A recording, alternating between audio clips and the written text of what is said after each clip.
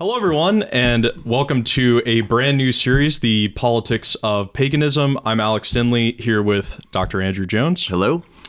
And kind of the thesis of what we're trying to explore here with Politics of Paganism is the problem in modernity that there is, we could say, a kind of rise of old pagan political forms, a rise of old pagan political problems that you can see in the ancient world, that you can see in the Greeks and the Romans.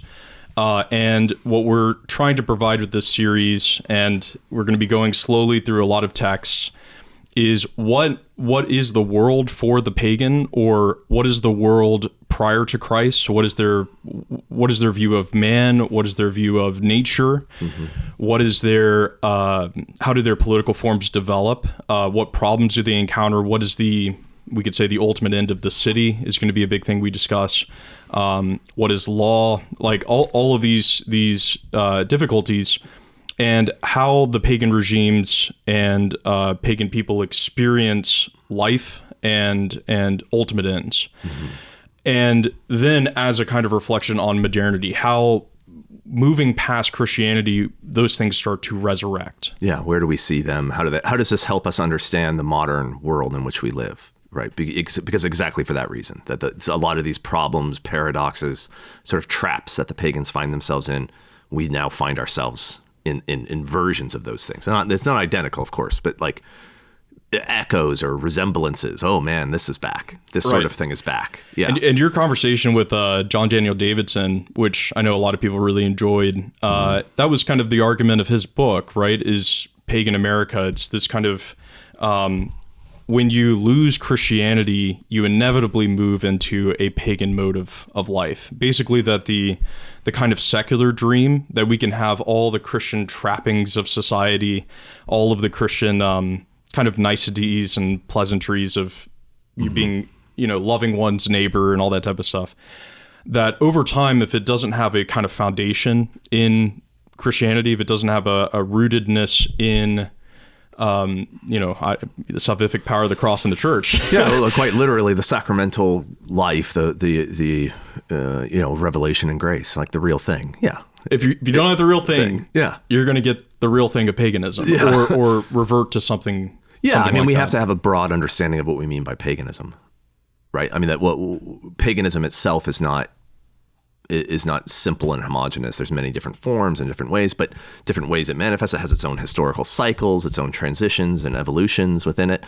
But what's interesting about the ancients is when we go back and read them, Plato, Aristotle, is that they had already perceived a great amount of that dynamism within paganism, and already sort of given us a scheme with which to see it, to understand it, what the options are, how they move. And those forms that they describe to us are useful in different historical cultural contexts. Like we can see, we can look at the Aztecs today and see some of the insight that Plato was explaining to us in the Republic, right? You can see, so what we're not trying to say is, what we're trying to argue, I think, is that there's a certain set of problems that humanity faces as a political animal, especially in our situation after the fall. And these problems are big and complicated and variable, but there is a certain consistency to these problems. And given time, this may sound sort of too simplistic, but I think my study of history tells me there's something really to this, is that given time, the attempted solutions to those problems and those paradoxes, there are certain strategies that win out, right? And so ascend, right? And so you have certain historical dynamics where you see certain trajectories that seem to be reoccurring. And the reason why, I mean, you don't have to posit any sort of magical, mystical thing here. You can say, no, there's survival strategies. It's just like in the wild and the animals, right? There are certain survival strategies that work better than others, and over time they win out. Man as political animal in society wants to have like certain, we could say, regime forms or certain modes of living in the city win out over others. Things just don't work. Right? And so you get certain trajectories that are visible. Right. Certain movements. And So in the text we're going to be discussing, so we start with Augustine's City of God. Mm-hmm.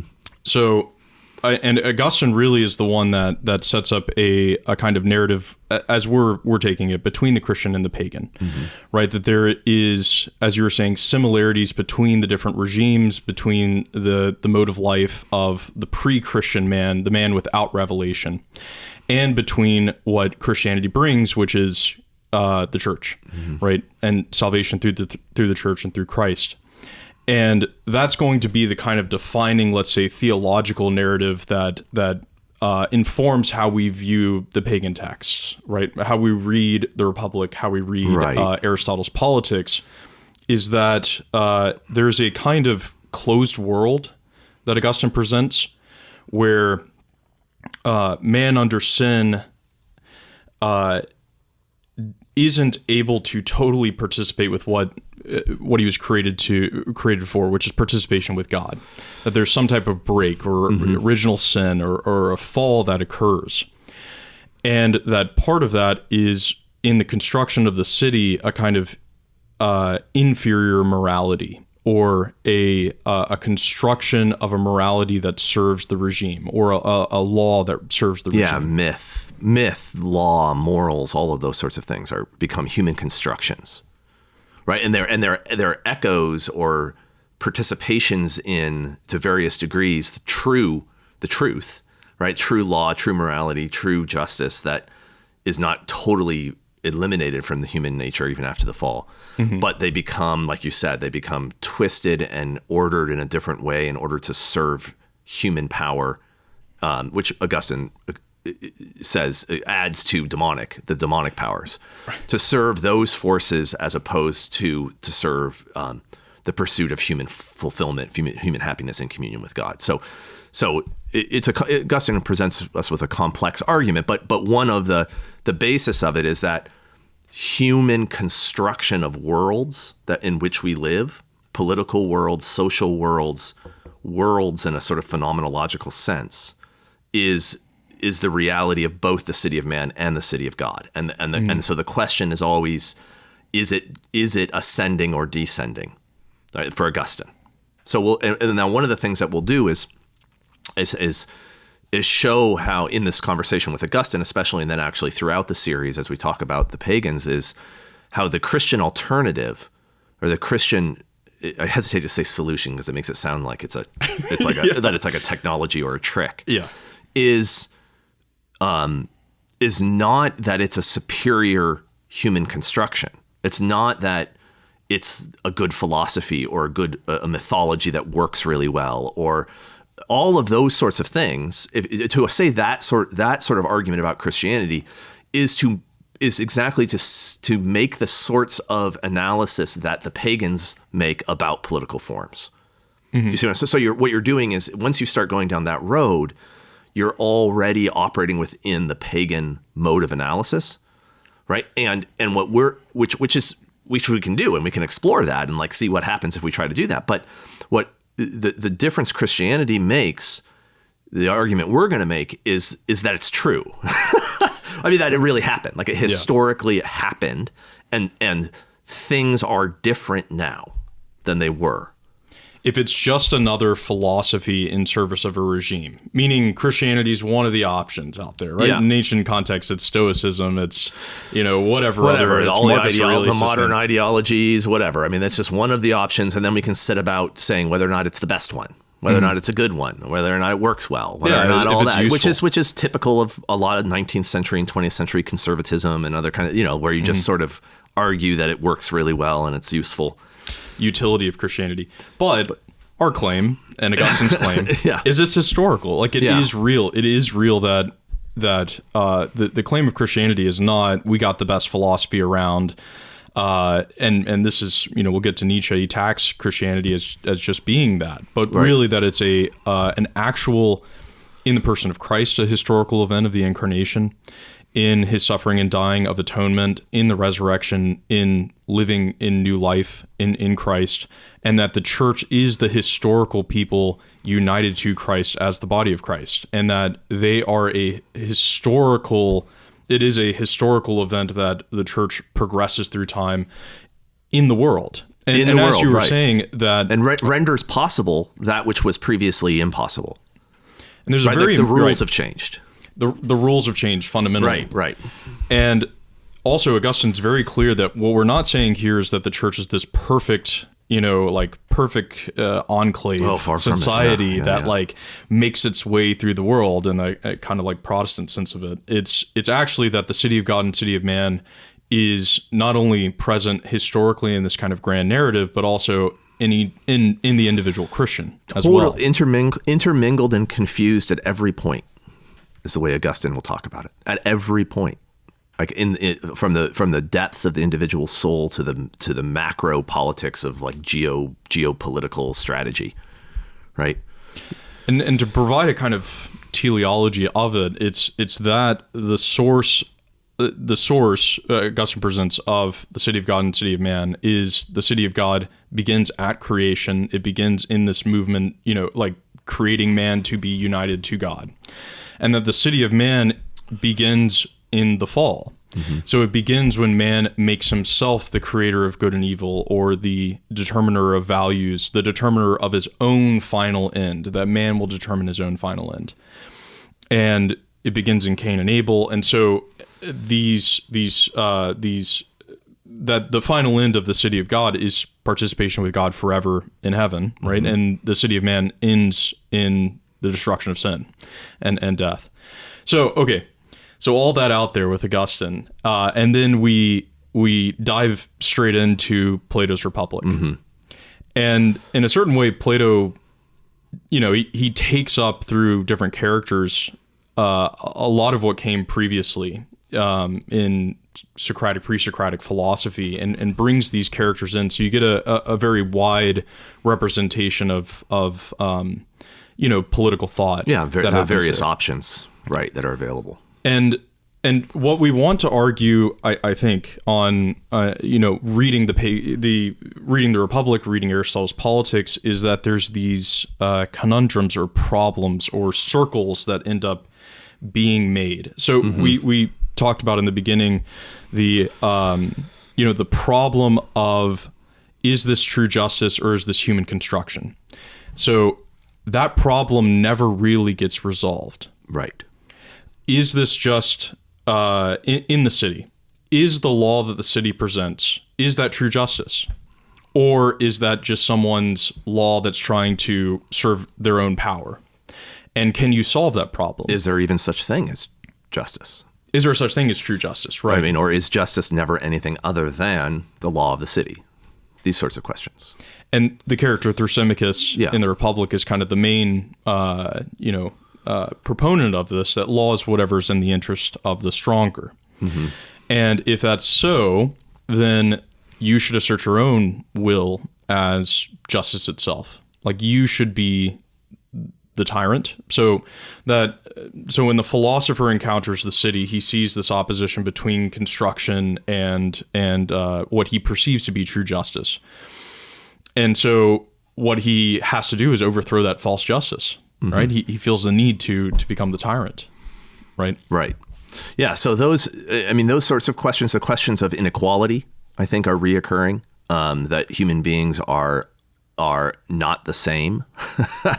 Obviously, it'd have different levels of ability, and how to make sense of that, right? So then you get the questions: is there some sort of social order in which inequalities between men or groups of men are all kind of harmoniously ordered in such a way that they all achieve their fulfillment or potential from wherever their mode of being within the hierarchy is? Is that possible? Mm. Or is it always the case that human inequality results in slave master dynamics, right? These sorts of, but the reality that human beings are different, that human beings have various amounts of capability is the problem that then has to be grappled with, and the pagans do so. Right. Do you ever actually get out of the master-slave problem? Exactly. It doesn't seem like it. Right. But is there true justice? That's the question I feel that mm-hmm. pushes the Republic along, is absolutely, even in the end of this, is there real justice, right? And we talk about the Philosopher King, which Plato's very famous for, this idea of the king being philosophical, understanding truth, and the difficulties there, because it seems as though the philosopher king is just inventing a myth. He, you have the allegory of the cave, in which the philosopher leaves the cave, sees the true light, and then goes back into the cave. But he has to go back into the cave and start making other images for the people there. And so we discussed the problem of myth. Like, even if the philosopher knows true justice, it's the tragedy of the city that he has to communicate true justice in images of justice, in false justice. Ultimately, yeah, I was going to say ultimately in falsehoods. Right. I think that's the case for Plato. But like you said, we'll talk a great deal about that. Right. And then the question is, well, is the myths, I mean, one of the questions that we need to contend with is there a strict competition between mythical and transcendent? Like, is it the case that simply because justice is it possible that justice in its mythical form is the manner in which transcendent justice is always manifest? So do we have to choose, right? Or is there a way of understanding them as understanding mythic justice as a participation in transcendent justice? And that then we're creating a very complex understanding of the social order, right?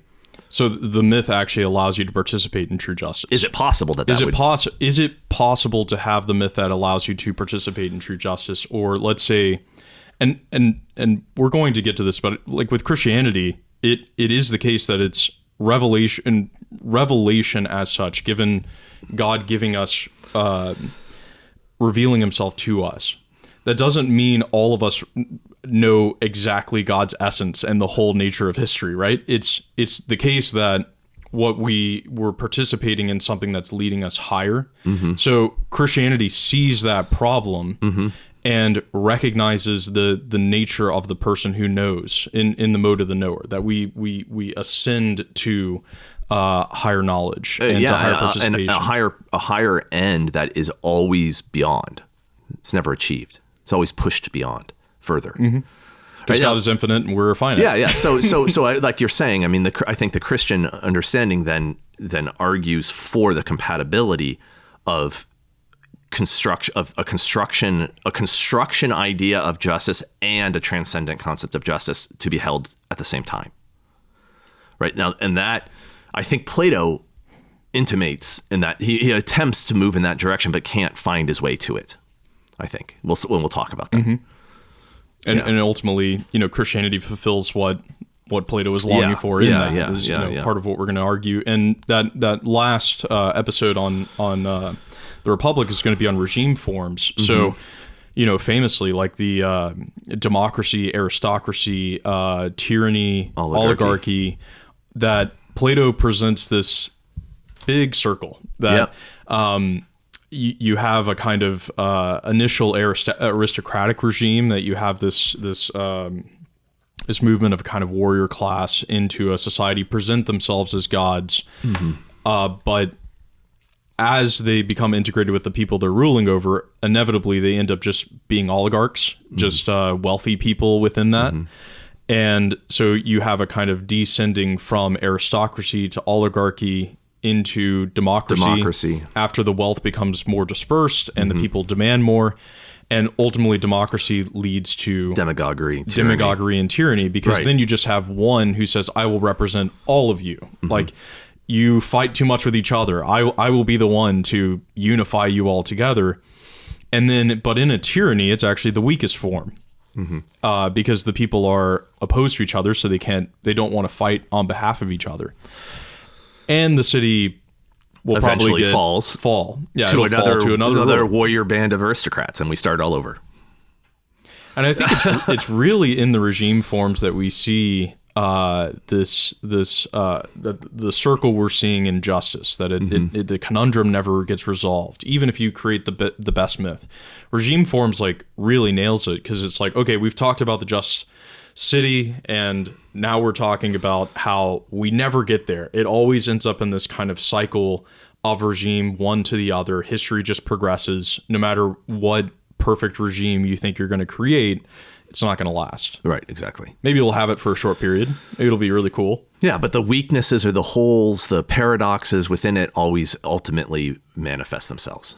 And then you slip into the next form. Yeah. But for Plato, that's not a recommendation to injustice, right? Like, No. that's not like, oh, okay, well, it's all meaningless. Like, it's all injustice. Like, No. even in his pagan context, he sees that living true justice actually produces its own benefits. Yeah, and I think he says just because the regime forms inevitably flow into each other in a big circle, that doesn't mean that we have no ground to judge between them. Like, it is the case that the aristocratic regime is better than the tyrannical. Okay, so so justice is being participated in, true justice. Right. Right. Even if it's only being participated in this sort of constructed trap. In this kind of inferior mode. Yep. Yeah. And then we move into Aristotle's Politics. And I'll probably throw that more to you because you know a lot more on Aristotle than I do. But, similar problems are presented there. He disagrees with Plato on a number of areas. We have this kind of like middle regime, like you're aiming towards a middle class in the regime. At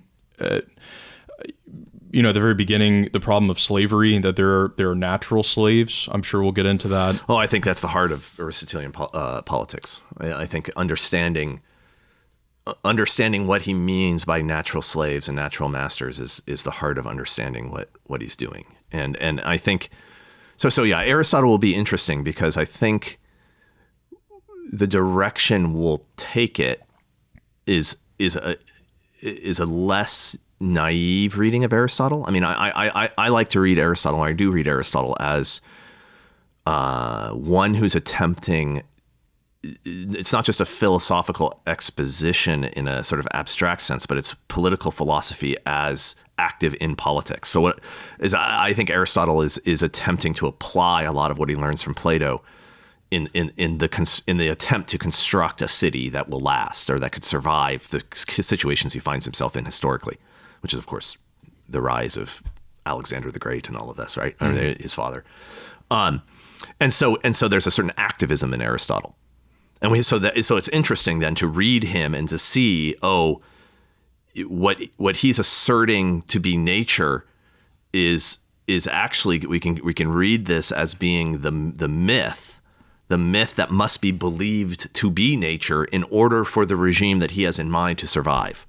So the assertion that it is nature is to be taken, in a political activism way. So that so you have it's like Leo Strauss will talk about that political philosophy there's two ways of understanding it. There's the philosophy of politics, and then there's philosophy that is political, meaning that it is engaged in politics. Right. And Aristotle's doing both. So he's interesting. Yeah. Yeah, because the Macedonian aristocracy, had the potential to take over the Greek city-states at the time, and he, had leanings towards the Macedonians. Yeah, and so, exactly. So it would make sense that in applying, because part of it with Plato is, you really do have to have myth, right? It's not an option for Plato. It's not like, you can have a regime with no myth. No right? way, yeah. So, I think we like to imagine this with secularism, that you can just have everyone choose their own, secular liberalism, your own autonomy. There's no overarching myth that holds the whole together. But there is, right? Like Plato's not giving you an option there. And so when we're encountering Aristotle,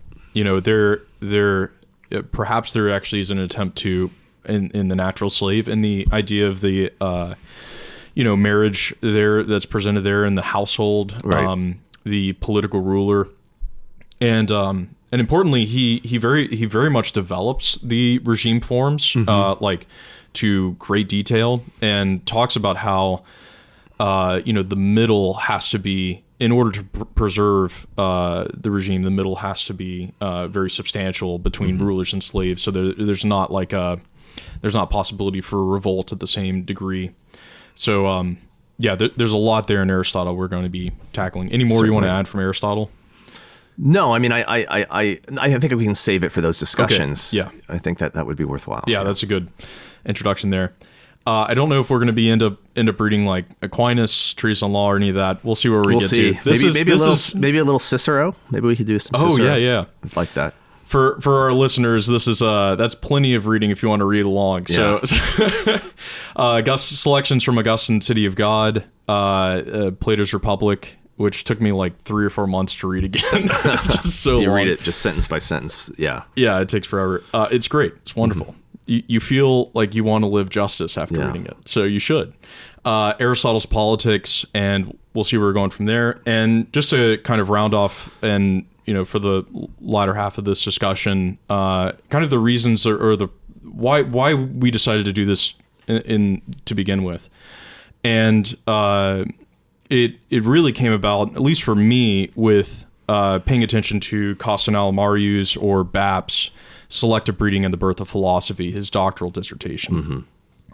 And for me, it I'll have to say, like, I'm no Greek expert. Actually, in college, I didn't really pay much attention to the Greek philosophy. I was much more interested in modernism, postmodernism, postmodern philosophy, and dealing with those problems from a Christian perspective. But I always liked Nietzsche. Like, I love Nietzsche. I think he's great fun. Like many young adults, I read him when I was 18, 19. Yeah, right. and thought, wow, this is crazy.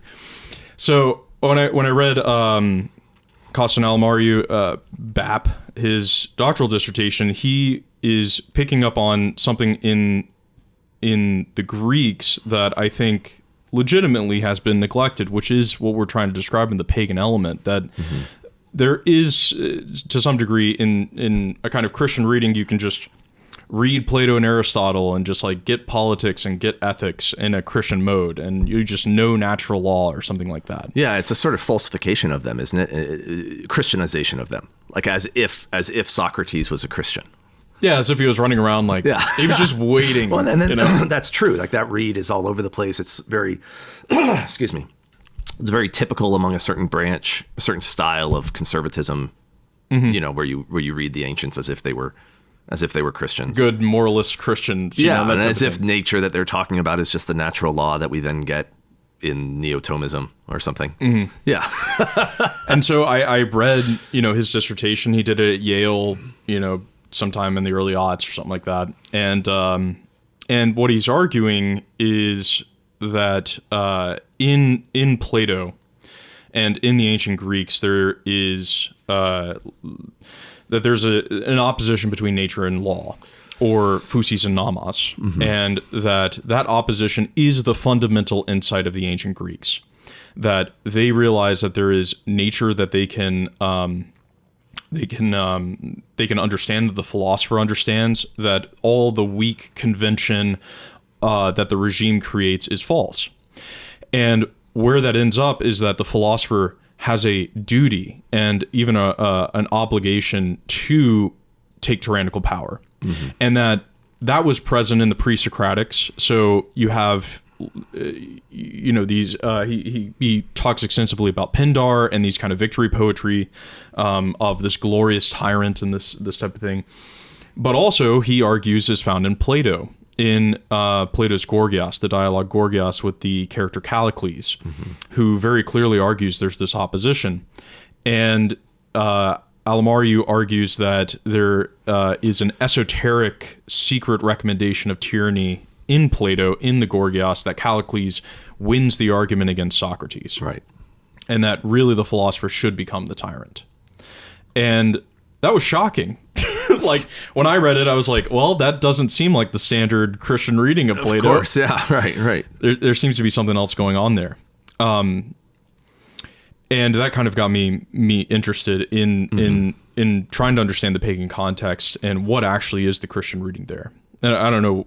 I mean, I've had a similar motivation here, where the Nietzscheans, I guess we've been calling them like neo-Nietzscheans. Yeah, sure. So which I think is fine. But BAP being in a lot of ways the ringleader or the leader of that movement, it clearly gaining ground especially among young, intelligent men, right? At universities and around in general, that it's becoming increasingly a sort of Nietzschean understanding is increasingly popular, and it is based on what you just described as like a repudiation of the pious Christianized reading of the ancients and a return to the ancients as the pagans that they are.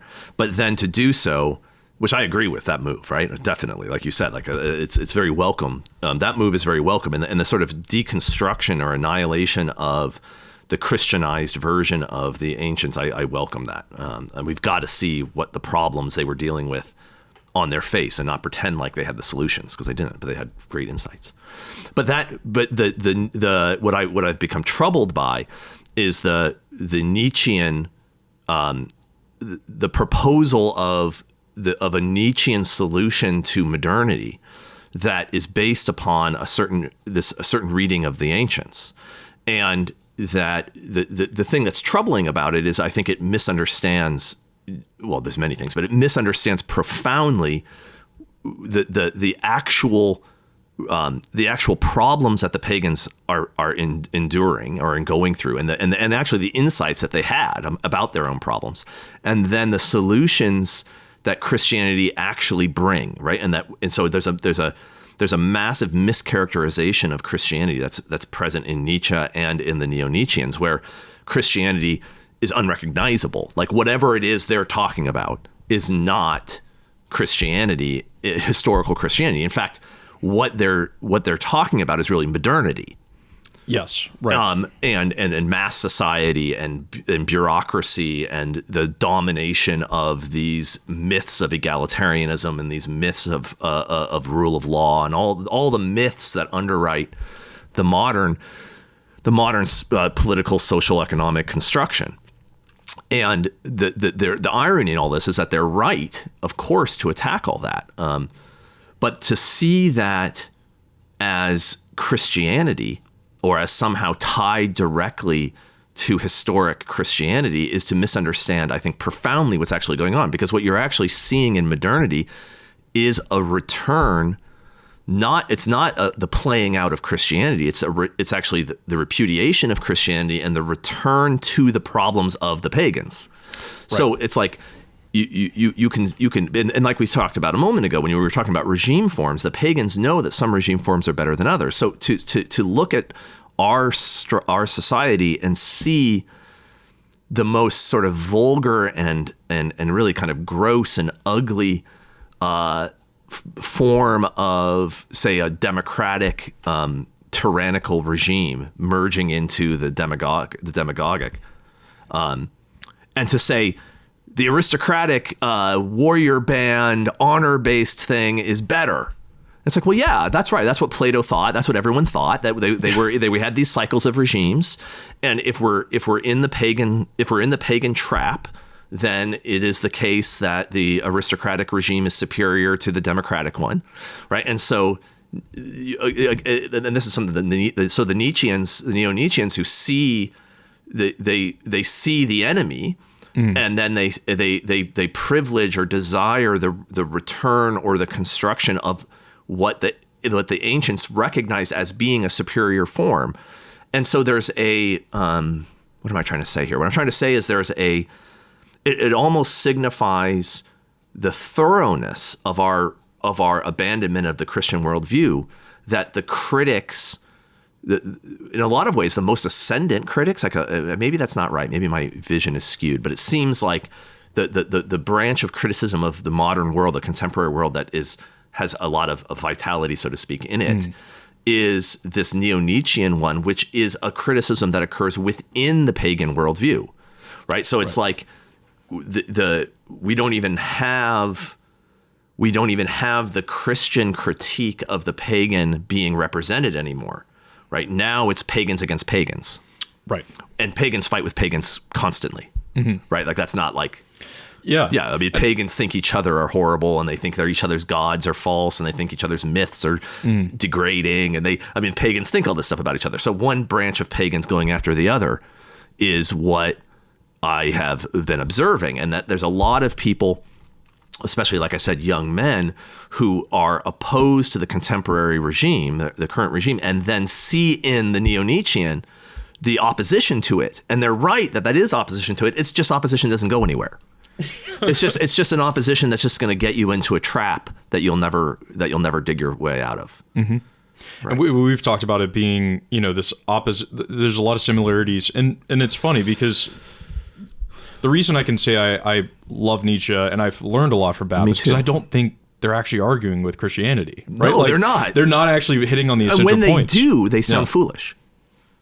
Like when they attempt to argue with Christianity, they reveal how little they understand about it. Yeah, they basically which is a really sort of embarrassing thing because it like you said, I read Nietzsche a lot. I find myself reading Bap, even though I get bothered by him. But there's something unreasonable, I think, or I don't even know what the right is. Maybe even you go as far as despicable to say to attacking your own tradition, right? Because these guys are not Germanic tribal warriors. They're not Bronze Age Greeks. Like that's not us.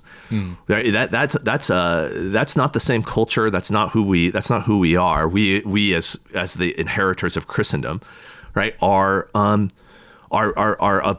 civilization that has been built on Christianity, deep Christianity, and to attack it without putting the effort into understanding it, right? And I think is highly irresponsible and like I said, really ultimately despicable.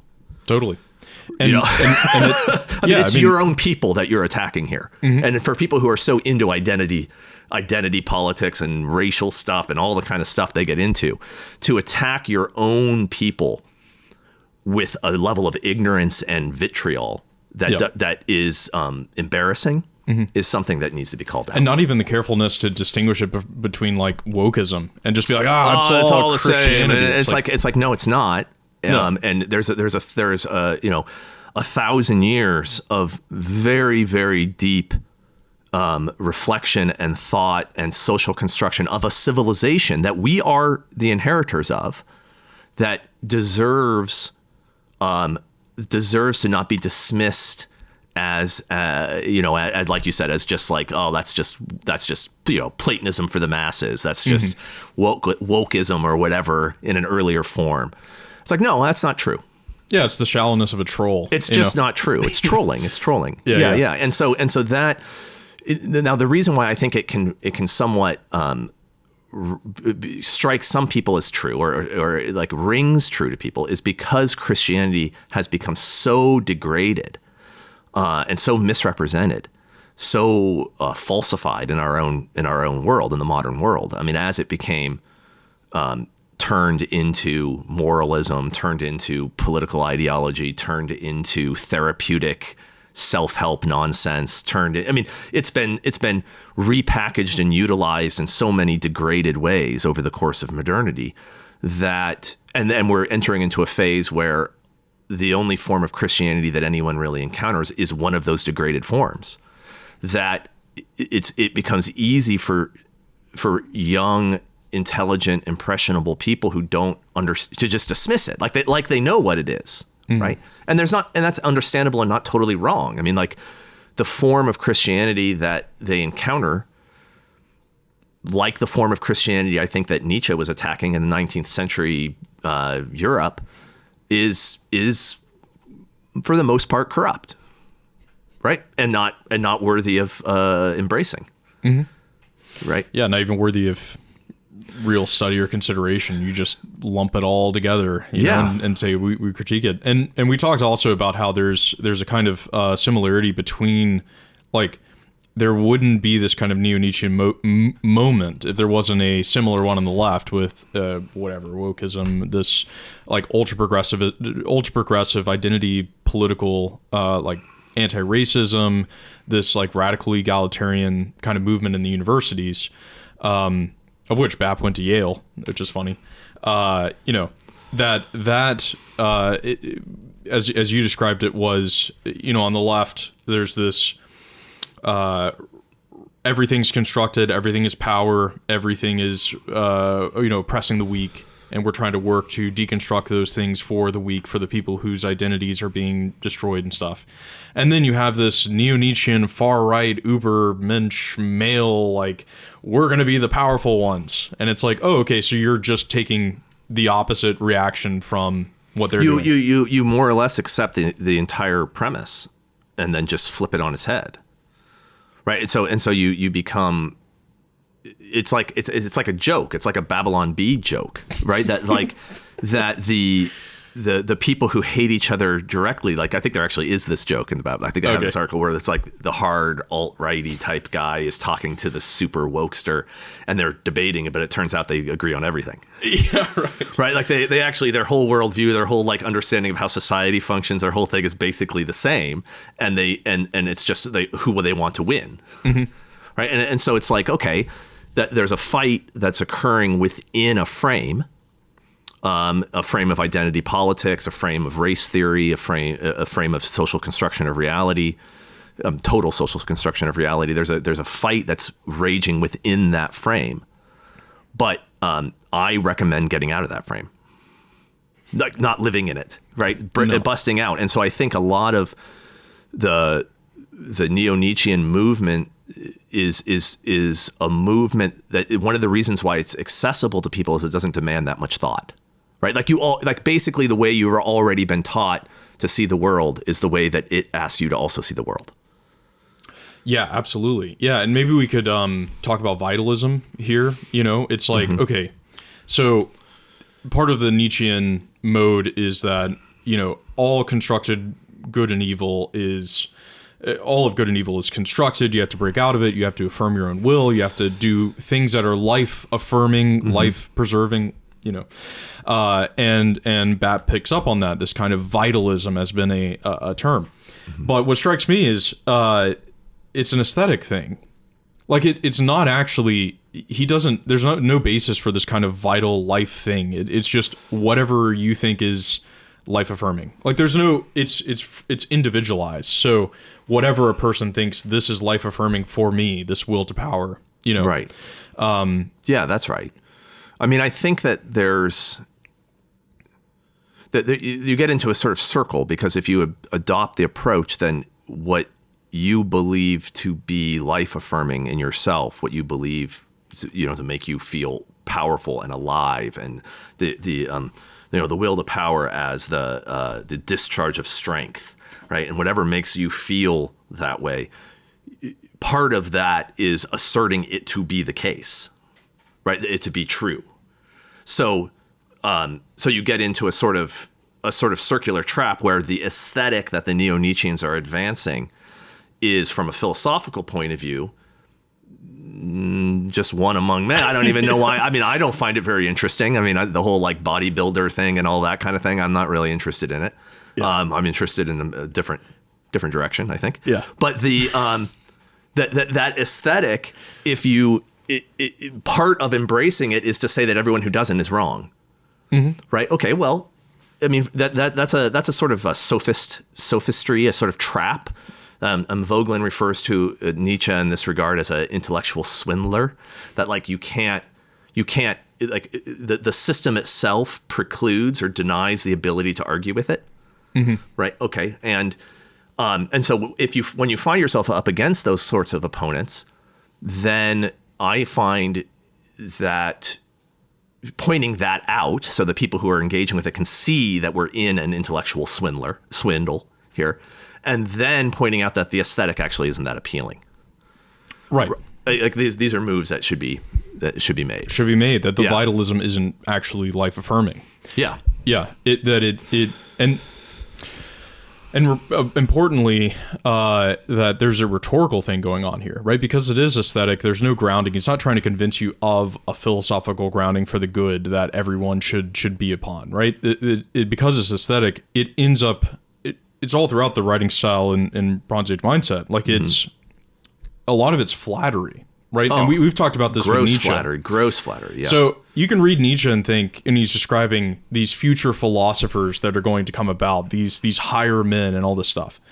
And you can, like you don't realize, but you're being flattered. Right? Oh, like totally. I mean, everyone reading it's like, I'm gonna be the one. That's right? the reason why it's so appealing to 18-year-old boys. Because he's like, come down with me into the secret dark places. Do you dare? Do you dare to go against your mother and come with me to the places where truth, blah, blah, blah. All this kind of like, you, the higher men, will come down. I mean, it's just the flattery is so thick that it's hard for me to even read it without thinking he's making fun of his reader. I mean, he's mocking them. Right, that this is a troll, you know. But yeah, I mean that's so present in Nietzsche and obviously in BAP as well. Yeah, I mean he's a Twitter guy. He's a Twitter guy. Yeah, he's got 100,000 followers, and it is one long flattery thing. And actually, that's something we've seen in Plato, right? Like, if you want to get this demagogic type power, you have to, the people reading Bronze Age mindset are not going to be these Ubermensch, right? Like if you knew it was will to power, if you actually had power, right? Let's just imagine you actually had power. Do you need to read someone telling you it's power, right? To gain power or whatever. Like, to me, it seems the intended audience of a Nietzschean flattery is someone without power, or who's not actually life affirming, who imagines themselves to be that. Right? The whole thing, the whole like longhouse thing and all that kind of stuff they talk about is writing to men who are oppressed by women. Okay, let's unpack that. No, I mean, I don't want to go too far down that road, but it's like you feel like you're being dominated by women. You are being dominated by women. But you're the overman, you, the glorious one, who, if you just follow me into the Bronze Age mindset, then the women will be throwing themselves at your feet. I mean, there's a certain embarrassment to it, right? Where you're reading, like, ugh, right? Like, I feel sorry for these guys. No, I right? Like, yeah, absolutely. I don't mean to just like sort of mock. I don't mean to mock, because there's truth and there's ways of understanding what's trying to be said, and there's things worth engaging, but there's also a sort of pitifulness to it. Yeah, it's kind of pathetic.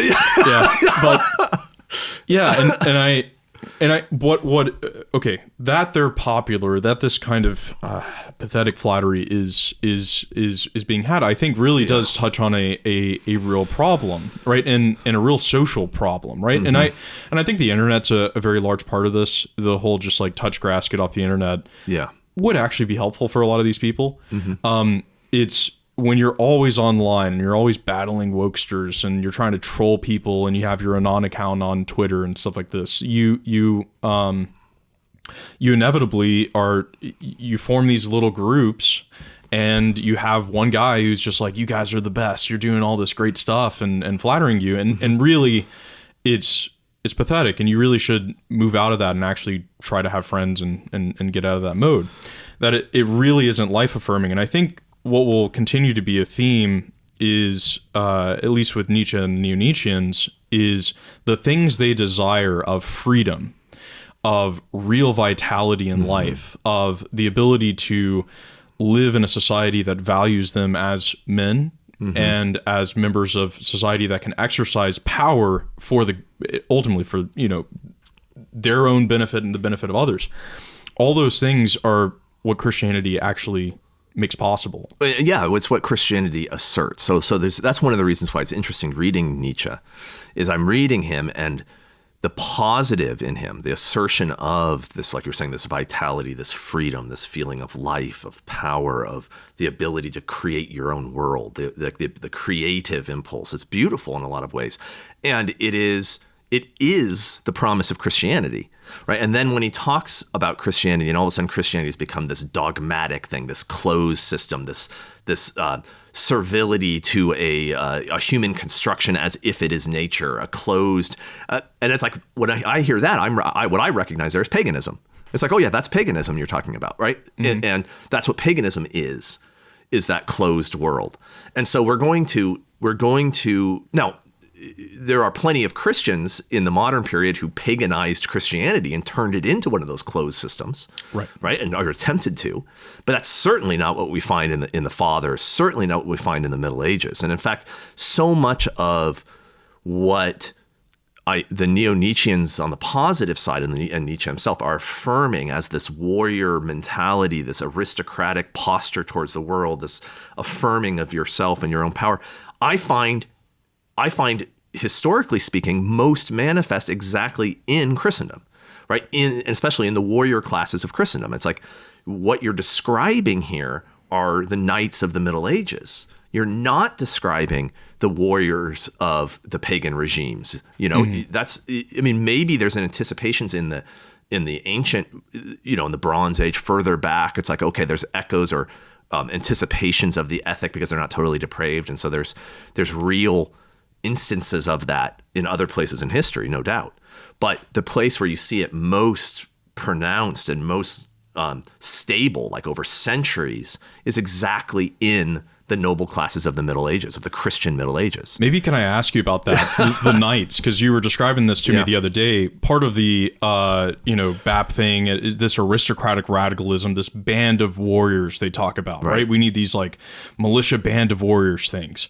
And you were describing to me the idea of the knights, and part of it was the aristocratic radicalism is you have one band of warriors who become supreme in a regime that takes other bands of warriors and subordinates them. But you were describing something very different with the medieval knights.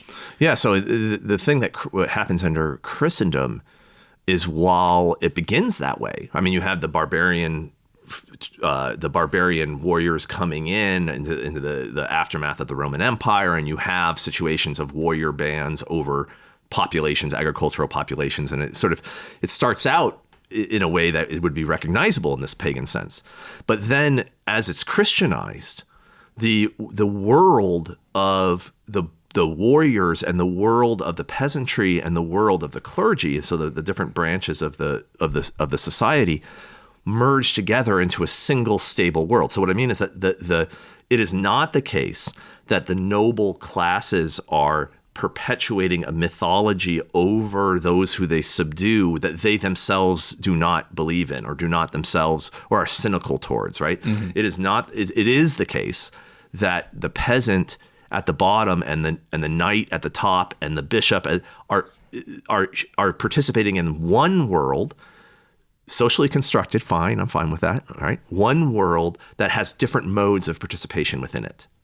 Now, one of the things that is really interesting about that is the way in which then the warrior groups are dispersed throughout the civilization, throughout the society, and are not grouped together into like fighting forces, right? They're dispersed throughout the social order because they're integrated into the social order itself. Now they come together, right? They come together to form armies and to form bands for the purpose of whatever they need to fight over, but they're not a sort of Spartan force that's standing force over a slave population. That's not the case, and so a lot of the sort of resentments that Nietzsche sees between the slaves and the masters, the hatreds, the envies, all of that, it's like, well, that's all present to the extent that there's sin, but it's not the very nature of the social order. No, and that's something entirely novel too, right? Like it's bizarre. It's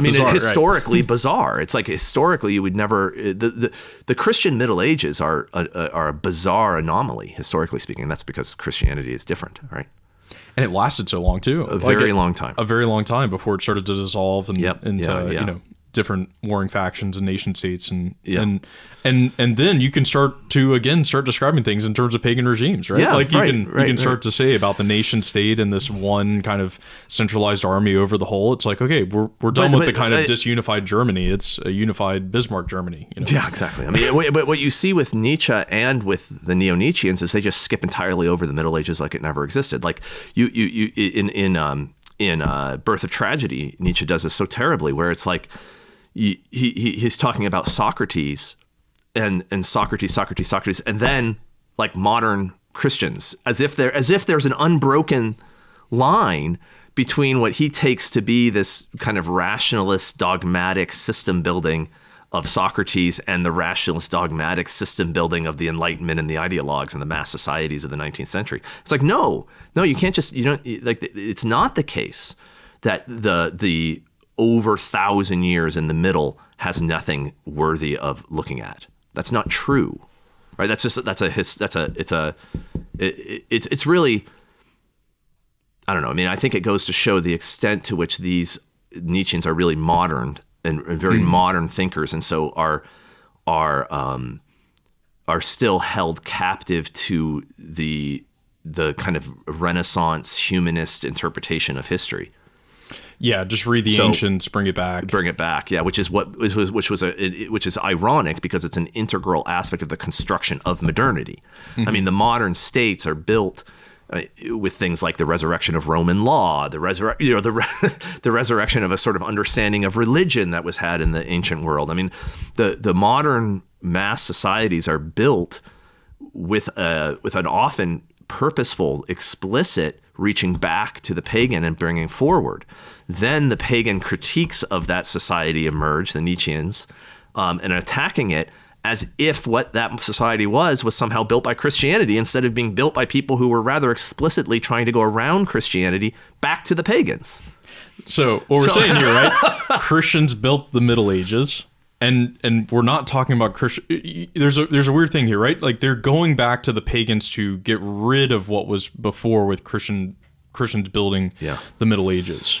Like they weren't using the resources of Christianity particularly to build the modern states and the modern political orders, but they still retain some of the Christian elements, which we want to be careful here to distinguish that like modernity isn't entirely without its Christianity. Like it's a Christian people that became that's modern, right? what makes it really complicated, the historical read on it, because you're right, because I've tried to explain elsewhere, but I guess I could try to do it again, is that modernity is something that Christendom did, right? Like the church broadly understood, the church as a certain civilization. It turned itself into the modern world. I mean, it became modern. Nothing else did. There was no invasion. There was no outside force. There was no, it did that. And so because of that, there's a genealogy, right? Because it emerged from within Christendom and then was I think, a sort of extended deconstruction of Christendom, making use of useful pieces of Christendom for as long as they're useful before they're jettisoned. Because of that, there's a genealogy of modernity that can be written as the playing out of Christianity, right? And it's not totally, it doesn't lack evidence. It's not implausible, right? We can see. I mean, like you mentioned the woke ideology that is present, and I don't even know to the degree that it is. I don't. Sure. It's all, but whatever. It's around. And how the fighting or the yelling for justice, the yelling, the anger over what they perceive to be persecution. And it's like, well, of course that is present there because those are Christian. There are Christian components in that are still have cultural purchase and are still therefore being deployed because they're still useful. Right. So they're still being used because it still resonates with people. There's an aspect of the law that structures our society that still finds appeals to justice and equality as somehow significant. Right. OK, but so that's true. That doesn't mean it's Christian. It means what it means is that it has residual aspects of Christianity that it's making use of precisely because society isn't yet thoroughly de-Christianized. Totally. Right? There's still pieces in there, so it still works. Yeah. Therefore, it's being used. And that's very helpful to if there's still elements, so people can think, well, wait, didn't is he not getting Christianity right? Nietzsche and the neo-Nietzscheans. It really is the case that the Christian element still present is a large part of what Nietzsche's critiquing. Let's be totally pagan, right? Like we need to get that out of here. Some people commented on the John Daniel Davidson thing too, and we're like, we just need to get rid of Christianity, this wokeism stuff, whatever, the residual, and we'll all be pagan and glorious. But part of what we're going to be doing, going through all these great texts of the pagans, is like to say, no, that's not actually going to work. Like you're going to end up in a miserable state. That this vitalism, this kind of like pagan exuberance, like that already worked through itself in all of the ancient texts. They saw all the problems with it. They saw the things that they couldn't solve. Right. And on the other side of it is like, No, actually, how about instead of being a modernity that's half pagan, half Christian, and doing this weird, and you're critiquing the Christian part, how about we just be full Christian?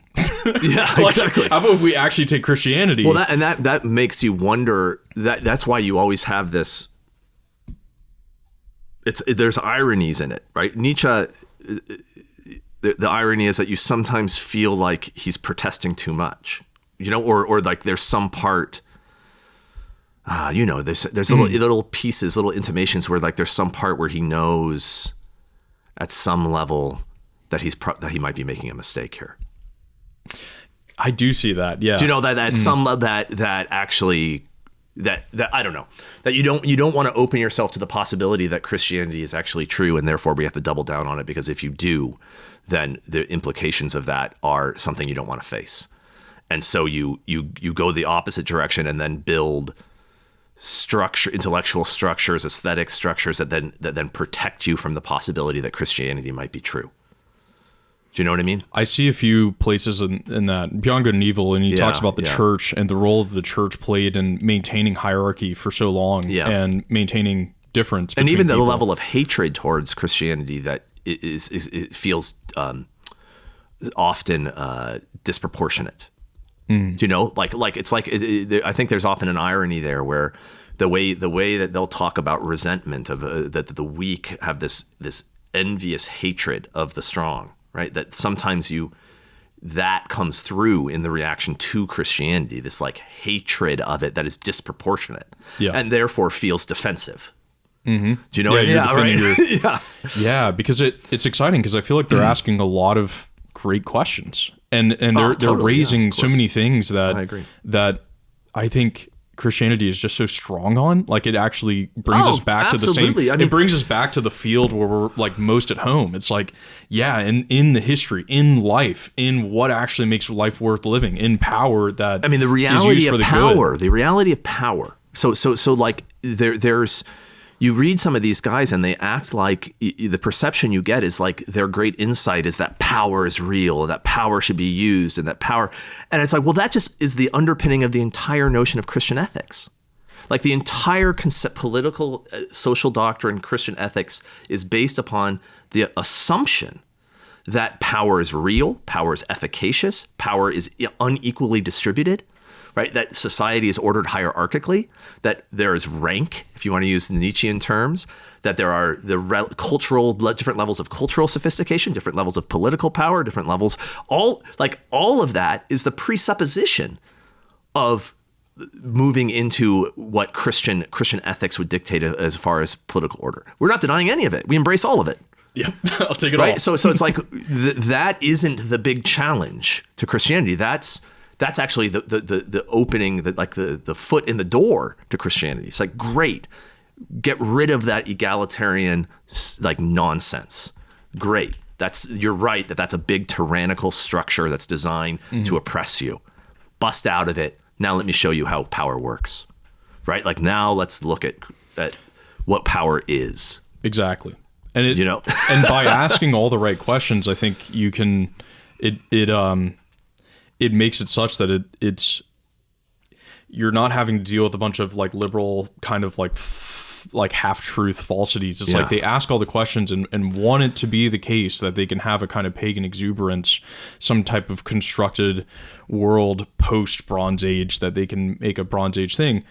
But I think over time, as you continue to ask those questions, and I think for the people who are very, who say they're neo-Nietzschean or whatever, to them, it's like, I think reality will start to become apparent of this isn't a life that is glorifying yourself and actually making you more free, making you more lovable, and exerting your true power. And what we're really trying to present here at the series is that those things that you're asking the right questions, those things that you're desiring to be life affirming, are found in Christianity.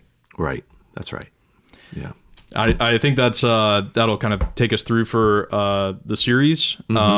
And I think that was a pretty good introduction, overture of what we're trying to do here. So yeah, I hope so. Yeah. Great. Well, thank you everyone for watching, and we'll see you next time.